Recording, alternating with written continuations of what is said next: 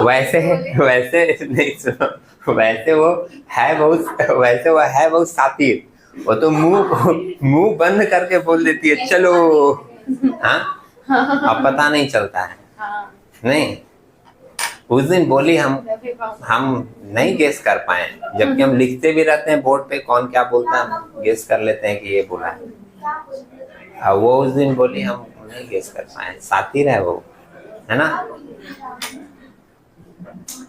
सुनो सुनो सुनो, एक बात सुनो, कुछ क्वेश्चंस डिस्कस करेंगे मॉडल पेपर 1 का। देखो इधर, आज डिस्टरबेंस थोड़ा ज्यादा है, समझ रहे हो ना। तो जितना हो पाता है कुछ क्वेश्चन करते हैं आज, फिर बाद में करेंगे। हाँ, अच्छा एक बात और है, पहले हम अपनी तरफ से अपना डिस्कशन रखेंगे। आप लोग के मन में डाउट आएगा, आप लोग मन में रखिए, मेरा कंप्लीट होगा उसके बाद फिर आप लोग पूछिए एक एक करके, बात समझे। और अगर तुम फोकस करके सुने तो हो सकता है तुम्हारे मन में डाउट ना आए, और जहां पर बस जरूरत पड़ेगा कुछ निकालने का, कैलकुलेट करने का, वो तुम लोग थोड़ा कैलकुलेट करके बताना, ठीक है। मॉडल पेपर 1 निकाले सब लोग। Model question paper 1 page number 242 पे है ना। फर्स्ट क्वेश्चन है, which of the following is not a feature of partnership.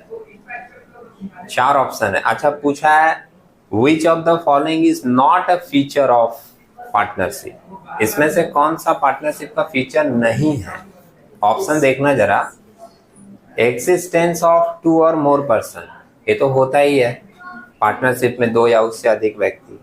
Sharing of profit भी होता है, एग्रीमेंट भी होता ही है, चाहे ओरल हो या रिटन, होता है ना। और चौथा है business is carried on by all of the partners, ये भी तो होता ही है।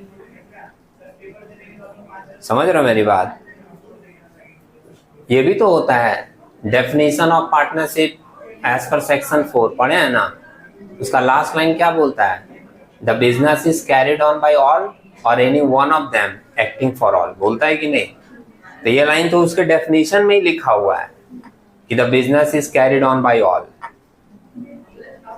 तो इसमें तो चारों ऐसा पॉइंट दिया हुआ है जो चारों पार्टनरशिप का फीचर है, और क्वेश्चन क्या पूछा है कि इसमें से कौन सा फीचर नहीं है।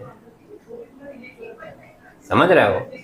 तो ये जो है ना वो क्वेश्चन थोड़ा सही नहीं लग रहा है, या तो क्वेश्चन में करेक्शन कुछ होना चाहिए या ऑप्शन में करेक्शन होना चाहिए। ये चारों ऑप्शन जो है पार्टनरशिप का फीचर ही है। और देखो इस तरह के क्वेश्चन के लिए अब स्टूडेंट के मन में क्या आएगा पता है, कि ऐसे तो हम कंफ्यूज हो जाएंगे, एग्जाम में आएगा तो हम कैसे करेंगे, समझे। तो ज्यादा चांसेस है, ध्यान में रखना कि एग्जाम में जब क्वेश्चन दिया जाता है ना तो उसको चेक करके पूरा दिया जाता है प्रॉपरली, समझे। तो चांसेस बहुत कम है कि ऐसा मिस्टेक हो, या अगर मिस्टेक होगा भी तो 40 क्वेश्चन आपका रहेगा, उसमें 1-2 में मिस्टेक हो सकता है, बात समझ रहे हो। तो इस तरह के क्वेश्चन को तुम सिंपली क्या करना कि जो तुम्हारा मन उस समय करे कि ये क्वेश्चन ज्यादा, ये पॉइंट ज्यादा अप्रोप्रिएट है, उसमें आप क्या करना, टिक मार देना।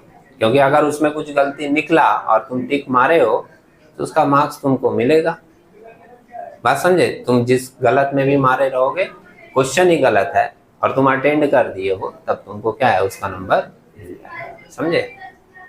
ऐसे ये 4 ऑप्शन ही अगर तुम्हारे पास रहेगा तो हम लोग क्या सोचेंगे पता है, कि जैसे डेफिनेशन का लास्ट वर्ड है कि the business is carried on by all or any one of them acting for all, तो पूरा लाइन तो दिया नहीं है, तो हो तुम डी नंबर पॉइंट में टिक आउट कर सकते हो। लेकिन रियल बेस में अगर देखें तो मेरे हिसाब से तो भाई ये चारों फीचर है, और ये चारों में कोई एक ऑप्शन को हटाकर कुछ दूसरा लाइन लिखना चाहिए था, तब होता कि वो पार्टनरशिप का लायबिलिटी, पार्टनरशिप का फीचर नहीं है। जैसे वो दे देता लिमिटेड लायबिलिटी, समझे। चारों में से कोई एक ऑप्शन हटा के क्या वर्ड दे देता, लिमिटेड लायबिलिटी, तो हम लोग उसमें टिक मारते हैं कि लिमिटेड लायबिलिटी पार्टनरशिप का फीचर नहीं है। बात समझ आई। अब देखिए point number 2, the written document which contain the terms of agreement of partnership is known as, ये तो जानता है सब, पार्टनरशिप डीड, जो डॉक्यूमेंट रहता है रिटर्न में। उसके बाद है in case of partnership deed is silent on the sharing of profit is done in the ratio of capital contribution, false. क्योंकि अगर पार्टनरशिप डीड साइलेंट है तो प्रॉफिट बराबर बांटा जाता है, कैपिटल रेशियो में नहीं बढ़ता, तो ये लाइन गलत है, फॉल्स होगा। फिर है why is a profit and loss appropriation account is prepared? To distribute net profit of the business. हाँ, प्रॉफिट बांटने के लिए बनाया जाता है। तो जो इसमें ऑप्शन सी है, to distribute the net profit of the business, ये वाला ऑप्शन होगा। और ये नेक्स्ट क्वेश्चन लग रहा है कुछ कैलकुलेट करने का, तो आराम से पहले सुनिएगा, ठीक है। Neha and Sneha are partners sharing the profit and losses in the ratio 3:2 with capital of rupees 2 lakh and 1 lakh respectively. What will be the share of profit of Neha and Sneha if the partnership deed is silent on interest on capital and the profit for the year is 50,000? तो जब partnership deed silent है interest on capital के लिए, तो नियम है कि अगर पार्टनरशिप डीड नहीं है तो इंटरेस्ट ऑन कैपिटल दिया नहीं जाएगा, समझे। तो जब इंटरेस्ट ऑन कैपिटल नहीं दिया जाएगा एज पर रूल, तो जो प्रॉफिट 50,000 है वो प्रॉफिट दोनों में बढ़ जाएगा। और रेशियो सम्स में दिया है, इक्वल नहीं, रेशियो दिया है, तो जब रेशियो दिया है तो रेशियो में बढ़ता है। और रेशियो क्या है? 3:2। 50,000 को तुम 3:2 में बांट दो, सिंपल है, 30,000 और 20,000। अब देखो ऑप्शन बी में तुमको दिखाई दे रहा है कि नेहा को मिलेगा कितना? 30,000 और स्नेहा को मिलेगा कितना? 20,000। समझे? ठीक है। इसके बाद नेक्स्ट क्वेश्चन है 6 number. Dhiman is a partners in a firm. He has withdrawn the following amounts during the year in date 31/3/2024 as his drawings। और देखिए यहाँ पर डेट दिया हुआ है और अमाउंट दिया हुआ है। ध्यान दोगे तो दिखेगा कि डेट अलग अलग है और अमाउंट भी अलग अलग है ना। जैसे 1 मई को 20,000 निकाला है, फिर 31 जुलाई को 10,000 निकाला है, फिर 30 सितंबर को 30,000 विड्रॉ किया है, फिर 30 नवंबर को 40,000 किया है, फिर 1 जनवरी को 20,000 किया है, फिर 31 मार्च को 25,000 किया है। और पूछा क्या है? What should be the amount of interest on drawing if it is charge at 9% per annum. सुने, ये लाइन आप लोग सुने होंगे, अगर किसी के नॉलेज में नहीं होगा तो एक बार सुन लो। Drawing is made at the beginning of the month, तो हम लोग कितना महीने का इंटरेस्ट निकालते हैं? 6.5 महीने का। मिडिल ऑफ द मंथ में रहता है तो निकालते हैं 6 महीने का। एंड ऑफ द मंथ में रहता है तो निकालते हैं 5.5 मंथ्स का निकालते हैं। लेकिन यहाँ तो ऐसा बोला ही नहीं है, यहाँ तो डिफरेंट अलग अलग डेट दे दिया है और अलग अलग अमाउंट दे दिया है। तो इस तरह का जब केसेस होता है तो उसमें हम लोग प्रोडक्ट मेथड अप्लाई करते हैं। बात समझे? अब प्रोडक्ट मेथड कैसे अप्लाई होगा एक बार लिख के दिखाते हैं, तुम लोग थोड़ा सा कैलकुलेशन करना। कितना नंबर है? 6 नंबर है ना। देखो इसमें सबसे पहले क्या करोगे ना कि ड्राइंग का मंथ से मल्टीप्लाई करके लोगे। मल्टीप्लाई करके कितने मंथ का? जिस डेट में ड्राइंग किया है उस डेट से लेकर ईयर एंड तक का। जैसे पहला ड्राइंग तुम्हारा किया 1 मई को, तो तुम मई से लेकर मार्च तक, मार्च ईयर एंडिंग है, मई से लेकर मार्च तक काउंट कर लो कितना महीना हो रहा है। 8 और 3 11 महीना होगा।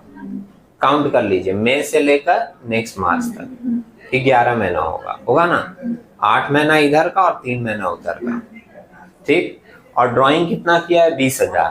तो यहाँ देखना एक बार, हम लोग ऐसे लेंगे 20,000 इंटू 11, तो 11 दूनी 22, 2,20,000 पहले का हुआ। दूसरा कितना का ड्राइंग किया है? 10,000 का। और कब किया है? 31 जुलाई को। तो जुलाई छोड़ देना, अगस्त से काउंट करना। अगस्त से लेकर मार्च तक कितना महीना होगा? अगस्त, सितंबर, अक्टूबर, नवंबर, दिसंबर, 5 महीना। और 3 महीना उधर, जनवरी फरवरी मार्च, 5 और 3 8, तो ये हो गया आपका 80,000। ठीक है, उसके बाद का बोलो 30,000 है, सितंबर में किया है, सितंबर छोड़ कर लेना, 30th को किया है ना, सितंबर छोड़ देंगे, अक्टूबर से लेंगे तो 6 महीना, ये होगा 6 3 18, 1,80,000। ठीक है, उसके बाद का बोलो 40,000 किया है नवंबर में, तो दिसंबर से लेंगे 16, 1 60, फिर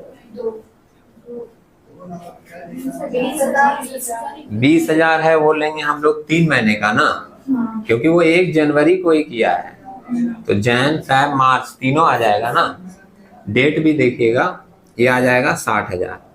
और जो लास्ट वाला ड्राइंग है उस पे ध्यान देना, 31 मार्च को किया है, तो वो तो ईयर एंड में किया है, तो 1 महीना भी काउंट नहीं हुआ, इसलिए उसको लेना ही नहीं है, समझे। अब इसको आपको कर देना है सबको ऐड, तो ऐड करके देखिए कितना हो रहा है, ये हो रहा है 3 लाख, 4 लाख, 5 लाख, और 6 6 12 और 8 20, 5 और 2 7 लाख, 7 लाख आ रहा है टोटल ऐड करके। आया? अब आप निकाल दीजिए 7 लाख इंटू 8%, मैंने 8/100,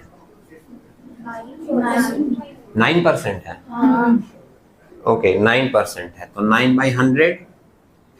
और सुनिएगा, अब ये जो कैलकुलेशन हो रहा है ना, इसमें हम लोग क्या करते हैं, 1 महीने का इंटरेस्ट निकाल देते हैं, वही इंटरेस्ट हमारा इंटरेस्ट ऑन ड्राइंग का होगा। कैलकुलेट करके निकालो कितना आ रहा है,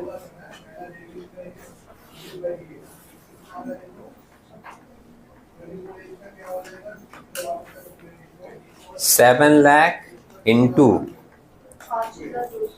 9% डिवाइडेड बाई 12, हमारा आ रहा है 5250। 5250 ऑप्शन में है ना, कौन सा ऑप्शन, सी नंबर ऑप्शन हम लोगों का होगा। समझे, समझ आए ये बात। अगर ऐसा रहे कि different amount is withdrawn at different date, ऐसा नहीं बोला कि beginning of the month, middle of the month, end of the month, या ये भी नहीं बोला beginning of the quarter, middle of the quarter, end of the quarter, उसका फ्लैट है, different amount is withdrawn at different date.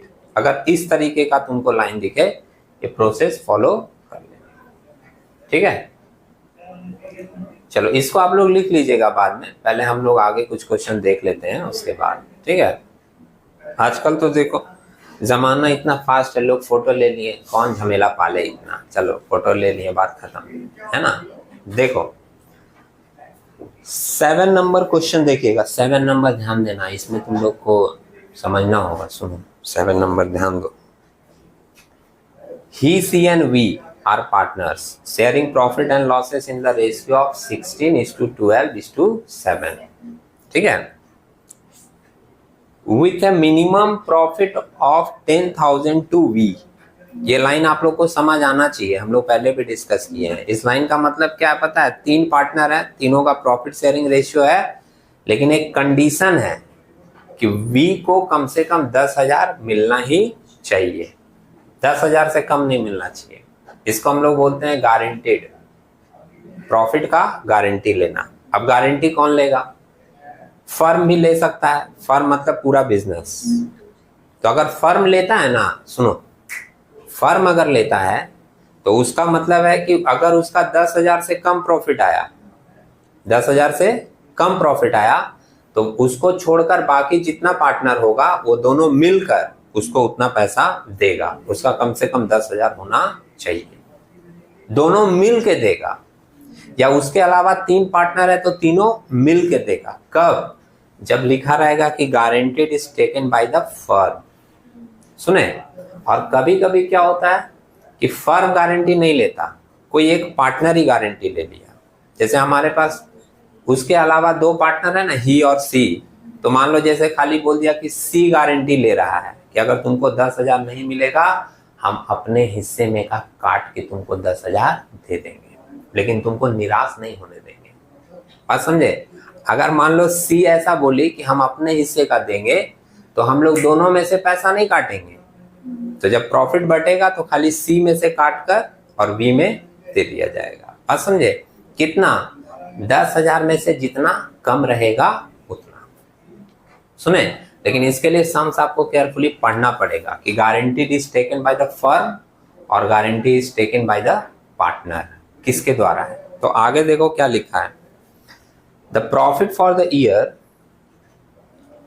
31/3/23 amounted to ₹39,500। Profit दे दिया और क्या बोला? Identify the correct journal entry with regards to the distribution of profit. सिर्फ आपसे बोला आप एंट्री देखकर बताइए कि इसमें कौन सा वाला एंट्री सही है। इसमें तो बोला नहीं कि गारंटी कौन लिया है। तो जब कुछ नहीं रहेगा तो क्या माना जाएगा? गारंटी कौन लिया है? फर्म लिया है। बात समझे? क्योंकि एक पार्टनर गारंटी लेगा तो जरूर मेंशन कर देगा। ठीक, तो अब इसका मतलब क्या है कि उसको 10,000 मिलना चाहिए। 10,000 से कम होगा तो जितना भी कम होगा दोनों पार्टनर में से निकाल के उसको दिया जाएगा। तुम एक काम करो, पहले 7 नंबर है ना, 39,500 का प्रॉफिट है। देखिएगा एक बार तरीका देखिएगा।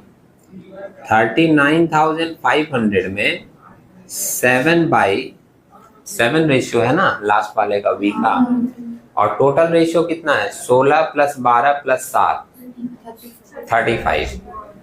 तो 7/35 करके कितना आ रहा है? करके देखो।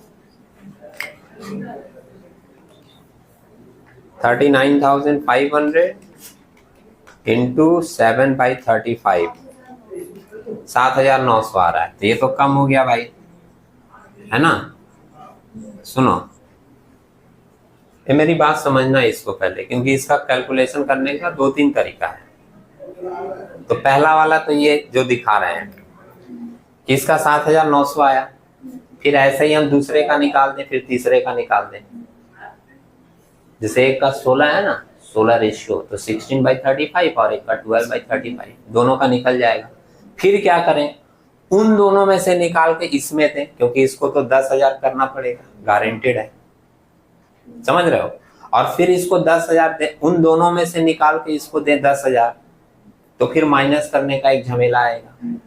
हम लोग को तो इतना डिटेल में एक्सप्लेनेशन दिखाना नहीं है, हम लोग को तो आंसर निकाल के टिक मारना है। समझ रहे हो मेरी बात? तो ऐसे सिचुएशन में तुम क्या करना, एक बार चेक कर लिए ना इसका, एक बार चेक जरूर करना, क्योंकि उसका 10,000 गारंटीड है। इसका मतलब ये नहीं है कि 10,000 से कम होगा। अगर 10,000 से ज्यादा उसका आता तो मान लो 11,000 आता, तो ऐसा थोड़ी उसको 10,000 देते। नहीं, तुम तो 10,000 बोला था। अगर उसका रेशियो के हिसाब से 11,000 आ जाएगा तो 11 दे देंगे।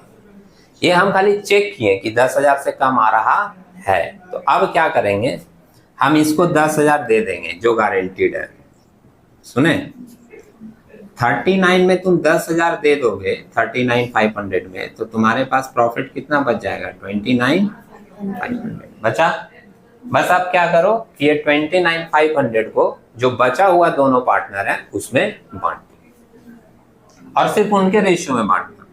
जैसे एक का है 16 और 12, 16 और 12 जोड़ोगे तो होगा 28। तो एक को दे देना 16/28 और दूसरे को दे देना 12/28। जरा देख लेते हैं निकाल के।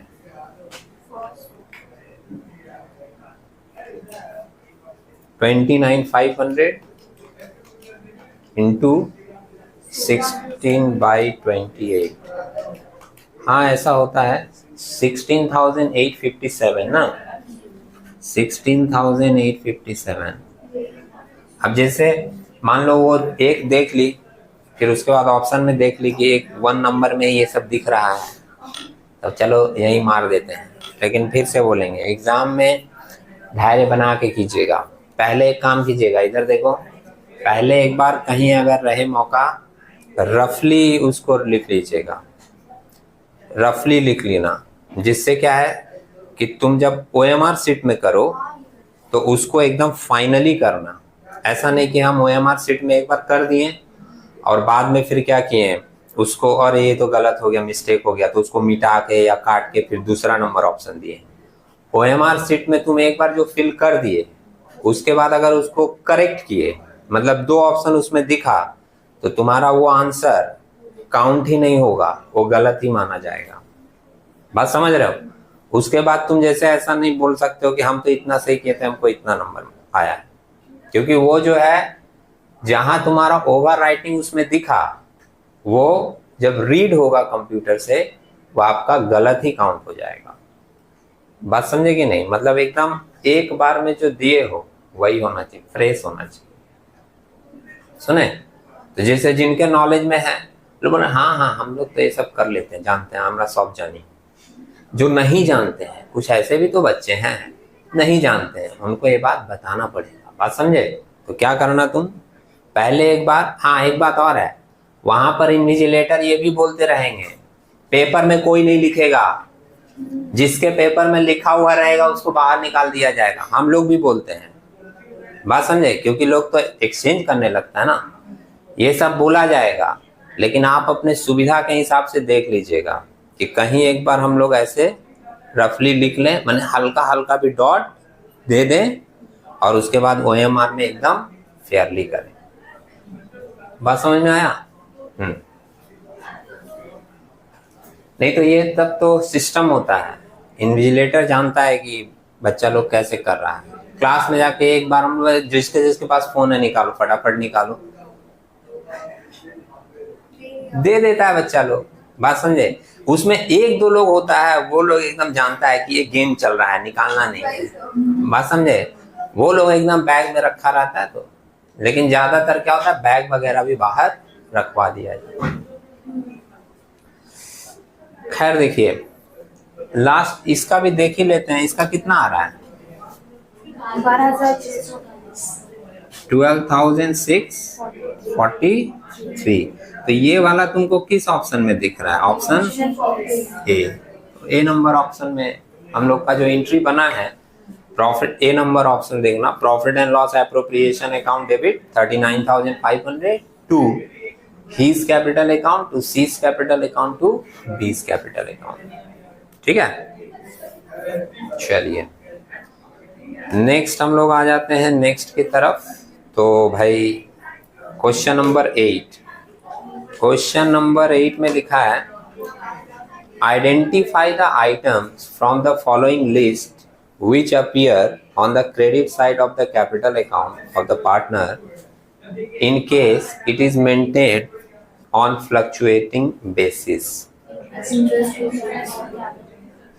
हाँ, इसमें से हमको क्या करना था, 4 ऑप्शन था, उसमें से आइडेंटिफाई करना था कि कैपिटल अकाउंट के क्रेडिट साइड में क्या आइटम जाएगा।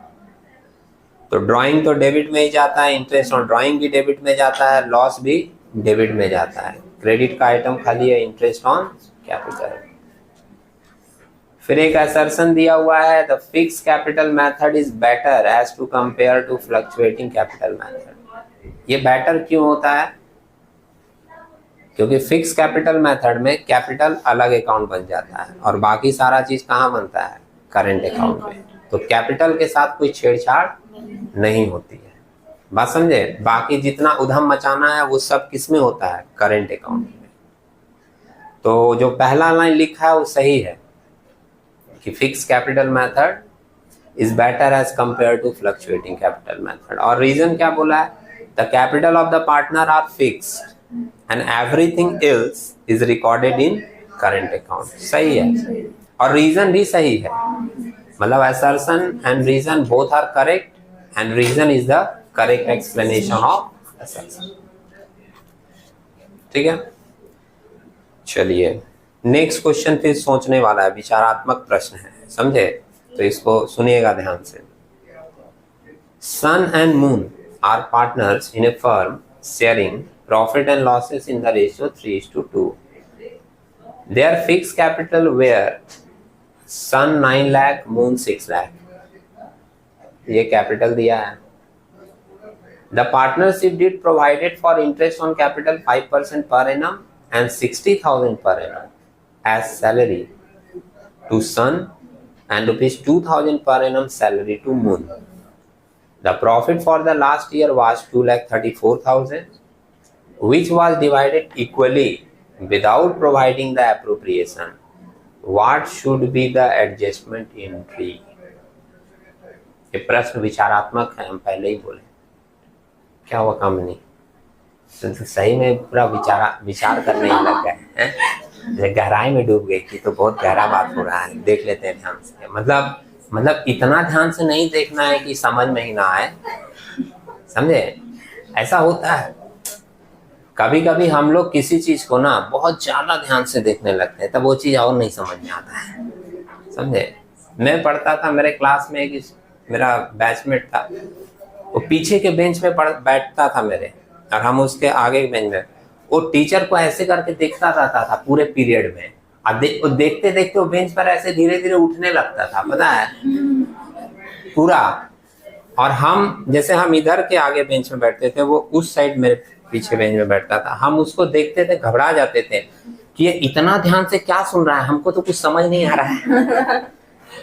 हो जाता था, हम पूरा पीरियड तो यही सोचते रहते थे कि हमको तो कुछ पल्ले पढ़ नहीं रहा है, ये क्या पढ़ा रहा है, और इसको सब समझ में आ जा रहा है, ये तो बहुत तेज लड़का है। और वो क्लास 9 में आया था दूसरे स्कूल से, मेरे स्कूल में दूसरे स्कूल से आया था। हमको लगता था ये तो बहुत तेज है। अब जानते हो, जो हमेशा एक पोजीशन होल्ड करता है क्लास में, वो हमेशा इनसिक्योर भी रहता है। गलत बोल रहे हैं क्या? क्योंकि अगर तुम एक पोजीशन होल्ड कर रहे हो क्लास में, तो तुम इनसिक्योर भी रहोगे, तुमको हमेशा लगता रहेगा मेरा पोजीशन कोई छीन के आगे न बढ़ जाए। गलत बोल रहे हैं क्या? कुछ लोग मन में सोच सकते हैं मेरी बात, और मन ही मन मेरी बात से सहमत भी होंगे, समझे? ये है, इनसिक्योरिटी रहता है अगर तुम कुछ पोजीशन क्लास में होल्ड कर रहे हो तो। हमको डर लगा रहता था वो तो निकल जाएगा हमसे आगे, इतना ध्यान से सुनता है क्लास में। आज जब एग्जाम हुआ, रिजल्ट आया, 3 सब्जेक्ट में फेल हो गया। तो हम सोचे भाई तू इतना आँख फाड़ के देखता क्या था, जब वो समझ में नहीं आ रहा है। तुम 3 सब्जेक्ट में फेल हो जा रहे हो, बेकार में हम 10 महीना से इनसिक्योरिटी फील कर रहे हैं तुमको लेके। इसलिए क्या है ना, किसी बात को अगर बोला जाए कि ये समझने वाला है, तो ऐसा नहीं कि उसमें बहुत ज्यादा सीरियस हो जाना है, बस उसको शांति से सुनना है। कुछ बातें आपको बताई जा रही हैं, उसको जस्ट फॉलो करना है, और क्या। जैसे वहां देखो, खुशबू पहले ही बोल दिया, हमको ये सबसे फर्क नहीं पड़ता है। मैं सीरियस होएगा नहीं जीवन में कभी, सही है। अब देखो एक बार इसका बात बता रहे हैं शुरू से, सुनो। 3 पार्टनर हैं, तीनों को क्या किया गया पता है? प्रॉफिट बराबर बांट दिया गया है ना। हम पहले बराबर बांट देते हैं, इधर करते हैं, दूसरे का सम क्लास का बना हुआ है, इसको पहले हटाएं और इसको हटा के आपको हम ये सम्स दिखाएं। सुनो, इधर देखो, कितना नंबर क्वेश्चन है? 10 नंबर। पहले क्या करते हैं ना, 2,34,000 को बराबर बांट देते हैं, वो यही किया है ना। प्रॉफिट 234 है और 2 पार्टनर हैं, तो 234 को तुम अगर बराबर दे दिए होगे तो तुम कितना कितना दे दिए होगे?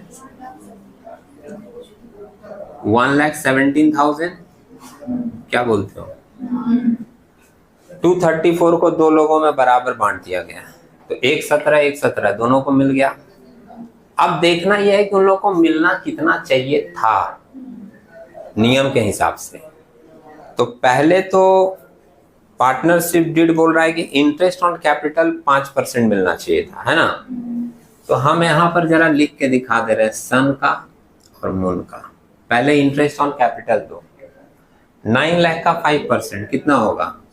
45,000। और इसका कितना कैपिटल था? 6 लाख।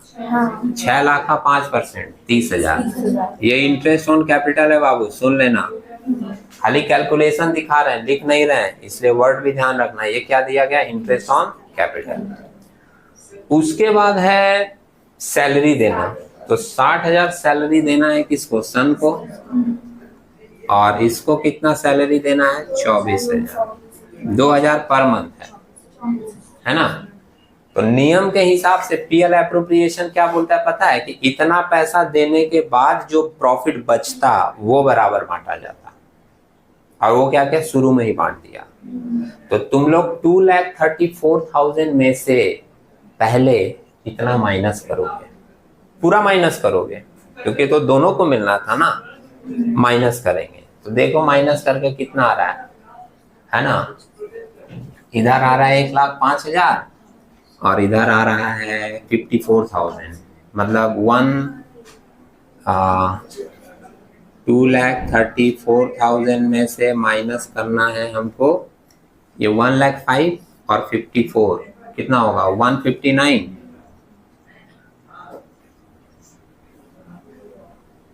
159 होगा। इसको भी जोड़े हैं 1,05,000 और इसको जोड़े हैं 54, है ना। 159 इतना देने के बाद बचेगा कितना 75,000। ये रियल में प्रॉफिट बचना चाहिए था, जो कि दोनों में बंटना चाहिए था। अब जो है वो प्रॉफिट का रेशियो क्या दिया हुआ है 3:2। वो भी प्रॉफिट इक्वल बांट दिया था, जबकि रेशियो दिया हुआ था 3:2। तो आपका ये 75,000 3:2 में बंटना चाहिए था, और 3:2 में अगर इसको बांटोगे ना तो इसमें से इधर जाएगा तुम्हारा 50 और इधर आएगा तुम्हारा 25। समझ रहे हो मेरी बात। ये प्रॉफिट आया कितना 75,000। सम्स में देखिए रेशियो दिया हुआ है फर्स्ट लाइन में, रेशियो है 3:2। 3:2 75,000 को 5 से डिवाइड करेंगे 15, 15 तिया 45। तुम लोग सही हो भाई। ये होगा 45 और ये हो जाएगा 30 ना। ये प्रॉफिट मिलना चाहिए। तो ये मिला तुम्हारा क्या इंटरेस्ट ऑन कैपिटल, सैलरी और प्रॉफिट। अब देखो मून को कितना मिलना चाहिए था, इसको जोड़ो 84 देखा, और सन को कितना मिलना चाहिए था 6 4 10 4 14 और 1 15, 1 50 दिखा। सन को मिलना चाहिए था 1 50 और इसको मिलना चाहिए था 84। दिख रहा है, पहले बोर्ड पे देखो। सन को मिलना चाहिए था 1 50, लेकिन हम जो इक्वल बांट दिए उसके कारण उसको मिला कितना 1 17। तो सन को कम मिला, कितना रुपया कम मिला। इससे कंपेयर करो इसको, तुमको दिखेगा 33,000 कम मिला है। देखा 150 से 117 माइनस करो, कम मिला है। और यहाँ देखिए मून को मिलना था 84 और उसको भी मिला है कितना 1 17। तो तुम देखोगे इसको कम मिला और इसको ज्यादा मिला है, और 33 ही ज्यादा मिला है। समझ रहे हो मेरी बात। एक को कम मिला, दूसरे को ज्यादा मिला। ठीक, तो एडजस्टमेंट कैसे होगा, जिसको ज्यादा मिला है उससे 33,000 लेकर जिसको कम मिला है उसमें ट्रांसफर करना पड़ेगा। सुने। और अब एंट्री देखिए, उसके लिए एंट्री क्या क्या लिखी हुई है। तो पहला एंट्री लिखा है moon current account debit to sun current account. समझे, करेंट अकाउंट का कौन सा बैलेंस होता है। करेंट अकाउंट का अगर ऐसे ऑप्शन में रहेगा तो कुछ भी हो सकता है, लेकिन अगर बेसिकली फंडामेंटली नियम जो बोलता है उसके हिसाब से अगर बोला जाए कि करेंट अकाउंट का कौन सा बैलेंस होता है, तो हम लोग फर्स्ट प्रेफरेंस में बोलते हैं कि करेंट अकाउंट का क्रेडिट बैलेंस होता है। बात समझे। अब वो बहुत सारे एडजस्टमेंट के बाद वो डेबिट भी हो सकता है, क्रेडिट भी हो सकता है, लेकिन फर्स्ट अगर सब कुछ सही चल रहा है तो पहला ऑप्शन क्या निकलेगा, करेंट अकाउंट का क्रेडिट बैलेंस होता है। किसी भी पार्टनर के अकाउंट में जब पैसा जाएगा ना, कैपिटल अकाउंट या करेंट अकाउंट में, तो वो क्रेडिट होगा। और अगर किसी के अकाउंट से पैसा निकला कैपिटल से या करेंट से, तो पैसा निकला तो उसका करेंट अकाउंट या कैपिटल अकाउंट डेबिट होगा। तुमको किससे पैसा निकालना है, मून से। मून को ही ज्यादा मिला है ना, 84 मिलना था 117 मिला, ज्यादा मिला है, तो मून से निकालना है तो मून के करेंट अकाउंट को डेबिट करना पड़ेगा। और सन को देना है तो सन के करंट अकाउंट को क्रेडिट करना पड़ेगा। सुने, तो जो फर्स्ट वाला ऑप्शन है ना तुम्हारा, moon current account debit to sun current account, ये वाला ऑप्शन करेक्ट होगा। और अमाउंट निकाल के दिखा दिए, कितना निकला 33,000। इसको घर में प्रैक्टिस कीजिएगा, क्योंकि इतना बताने में इतना समय लगा, तुमको जल्दी जल्दी सोच के करना पड़ेगा। बात समझ रहे हो? पहला ऑप्शन होगा moon current account debit to sun current account. दिखा? बात समझ आई? जब भी ये ध्यान में रखोगे, जब भी कैपिटल में या करंट अकाउंट में किसी को पैसा देना है तो उसको क्या किया जाएगा? क्रेडिट। और जब भी कैपिटल अकाउंट या करंट अकाउंट से किसी का पैसा निकालना है तो क्या किया जाएगा? डेबिट। देखते नहीं हो, अभी तो ऊपर ऑप्शन में भी पढ़े, जब ड्राइंग होता है तो किस साइड दिखाया जाता है? बोलते हो डेबिट साइड से दिखाते हैं ना। और जब किसी को कुछ interest on capital, salary, profit दिया जाता है तो किधर दिखाते हैं? क्रेडिट में। तो देना है तो क्रेडिट में, निकालना है तो डेबिट में। ठीक, ओके, समझ आया यहाँ तक? बहुत नॉइस हो रहा है आज बगल में, समझे ना? तो हम लोग यहाँ तक अभी रखते हैं, ठीक है? हम लोग देख लो कैलकुलेशन, कुछ डाउट हो फिर से पूछ लो, हाँ, उसके बाद आगे करेंगे।